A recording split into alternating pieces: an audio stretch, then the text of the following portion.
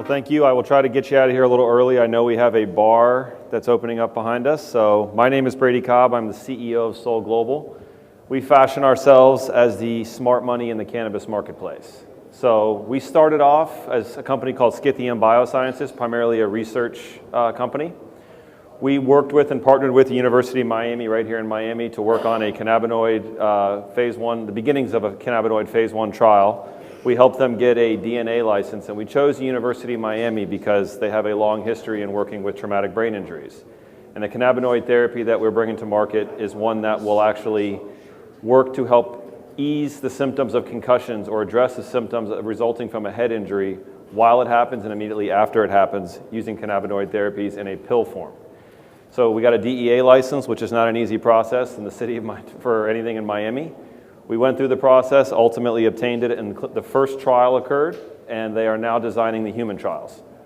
So then you look at, we pivoted out of the University of Miami and took a look at the global cannabis markets with a focus on Latin America and with a focus on Europe. We identified and were able to source and obtain licenses in countries in South America, including Argentina, Colombia, and Jamaica, as well as one that's currently in process in Brazil. We sold those assets to Afria and had the opportunity to then pivot into the United States.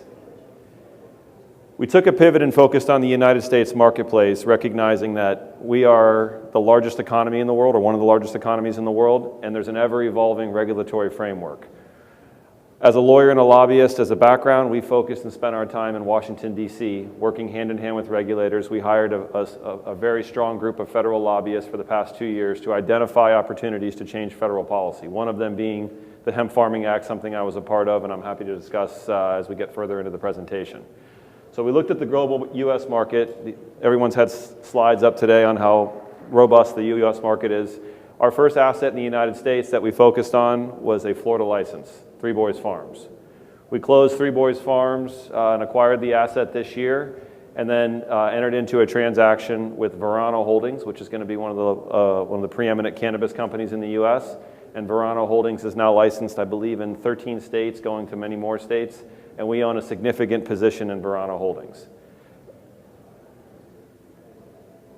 We look at emerging markets, identifying where potential licensing opportunities or technology opportunities or research and development opportunities are going to exist in emerging markets and emerging fields.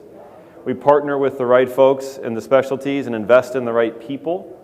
We don't invest to take control of companies. We invest in people and give them the capital that they need so that they can run their business properly.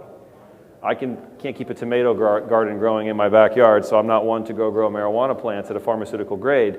But I do have the ability, and my team has the ability to identify winners, to identify those that have an early start, that have a competitive advantage, and to stake them and to help them with the capital and the support that they need from a government relations standpoint, from a financial standpoint, to be successful. And that's what we've done throughout our entirety of this business and our work in this space. So here's some of our investments to highlight. Verano Holdings. Verano is licensed across a multitude of states.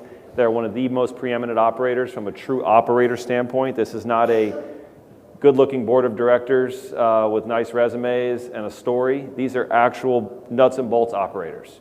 Verano's facilities across the states they're in, which include Illinois, Maryland, Nevada, where they recently won 11 licenses out of 11 additional dispensary licenses in the most recent round. They recently won a license in New Jersey. They run very good grows, over 150 SKUs in their dispensaries, and they're one of the best operators that I've seen. One of our other recent investments was DNA Genetics, which is one of the preeminent genetics companies in the world. Greenlight Pharmaceuticals is one of our recent investments and one of our investments into Europe. Greenlight Pharmaceuticals is an Ireland-based company. But what's interesting about Greenlight Pharmaceuticals is the ability for them they just announced that they are going to be issuing licenses, and we are in queue to get one of those cultivation licenses. Ireland is a particularly interesting jurisdiction because they already have a wonderful background in the pharmaceuticals industry. They have the great labor, they have a favorable tax climate, and obviously being where they are, they have an easy access point to distribute into Europe, where there's obviously product shortages as Europe's lagging a little bit behind North America and South America. Our partnership, as I discussed previously, with the University of Miami, we got through the first trial where the cannabinoid therapy that we're testing proved to have worked, and we are now designing the second set of trials. We're identifying whether we're actually going to do the full phase 1 trial in the US, or if we're going to go through a round of testing somewhere in Israel where it's a little bit easier to access high quality product. That's in process, but we're very, very excited about where that's going. Prohibited Media, which is one of the preeminent media companies in the space. We were a very early investor and a big supporter of Prohibited, and I very much believe in Prohibited. And something that's not on the slides, but that's kind of looking into the future is, I've worked very hard in Washington, D.C. for the better part of 2 years now, going member to member to member with our lobby team to educate policymakers. We didn't need to convert Democrats. We needed to convert Republicans. And the only way to convert Republicans is not on marijuana leaves and selling them on the industry. The way to convert Republicans is on states' rights, tax revenue, and the ability to change people's lives that are dealing with medical conditions, which is why that's why this industry is ultimately going to be successful, is this medicine does work. So we went member by member, and the initial focus was the Hemp Farming Act. And you look at Senator Mitch McConnell, the Senate president, Kentucky, a tobacco state where he's from, tobacco farmers wanted to replace it with something. So we have been keenly focused, and I've been going through all of our M&A work over the past 6 months as the Hemp Farming Act got closer and closer to passage. And I'm very excited. I can't announce it now, but in the coming weeks we'll announce our full hemp play. But suffice it to say, we're very excited for a hemp play that's not just going to be focused on the U.S., but it'll be U.S. with a global reach. The only other thing I'll mention about Washington, D.C. is we are actively moving the States Act, which I think many speakers have spoke about today. I had lucky enough to have a hand in getting to work with Senator Gardner's staff to actually work on the drafting of that bill. And with the current composition of the House, we're very optimistic that this year could be a very interesting year for the space, as the Hemp Farming Act and the lead up to the Hemp Farming Act has already passed, and now we look at the States Act. The ramp up for the States Act is also coming. These are some of our divestments, but Three Boys Farm, which is a Florida-based farm, we acquired it for $48 million, and then we sold it to Verano for $100 million in stock that we took back in Verano. And the other ones are the Latin American assets, which certainly have made the papers of late.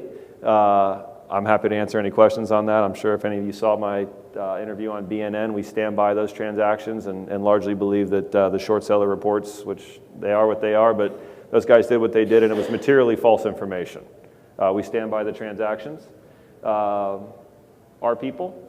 So Andy DeFrancesco is one of our directors and chief investment officer. Andy has had a long history in this space and many other spaces, but it's hard to find deals that have happened in this space of any magnitude that Andy did not at least have some part in.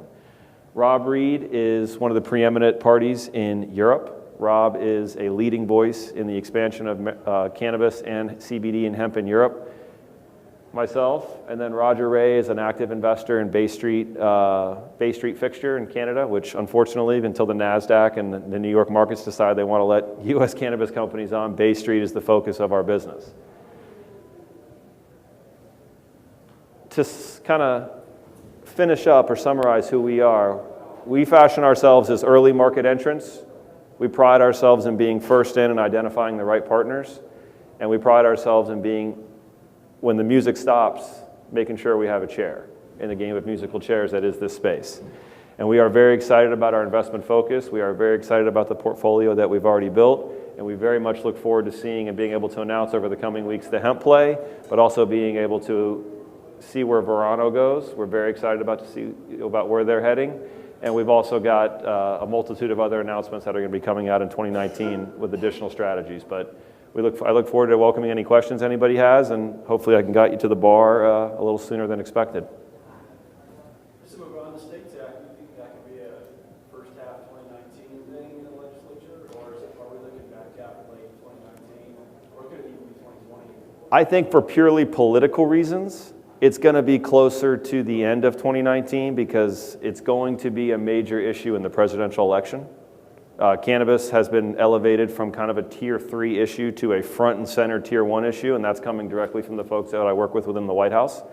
And it's such a key issue because when it was just a movement where it was mostly states out west that didn't really factor into the Electoral College or were generally voting one way or the other, but now you have marijuana being legal in either a recreational or a medical form in states like Ohio, Florida, Pennsylvania, Michigan.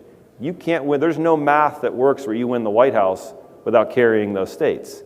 So I believe it's going to be a 2019, the States Act will get passed, but I think it's going to be closer to the end of 2019 to really roll into the last year of the re-election campaign saying I did something for medical cannabis.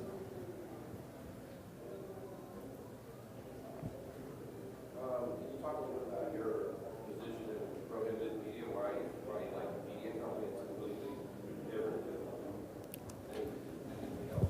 Well, I think one of the biggest issues that the cannabis marketplace faces as a whole is messaging. There's a lot of information out there. There's a lot of different ways to do it. And what attracted us to Prohibited is they have a great platform. They have a platform that spans all the different mediums of media. And they have the ability to really shape content, and curate brands and content, which I think the whole fight, this market at some point in time is going to become commoditized. When we get past this initial rise up, and we've seen it already happening with the Canadian LPs, when you get past the initial, this is a new market I want in, prices on the product of the raw product is going to come down, and it's going to come down to branding. Do you want to buy Dunkin' Donuts coffee for $2, or do you want to buy Starbucks coffee for $5? And ultimately, I believe that is where a company like Prohibited is going to be very influential in the ability to curate brands and to ultimately help different brands position themselves from a media standpoint to obtain the best results that they can. It's less about the Instagram account. To me, it's ultimately more about the ability to curate a brand and to help a brand grow. All right, thank you very much for your time.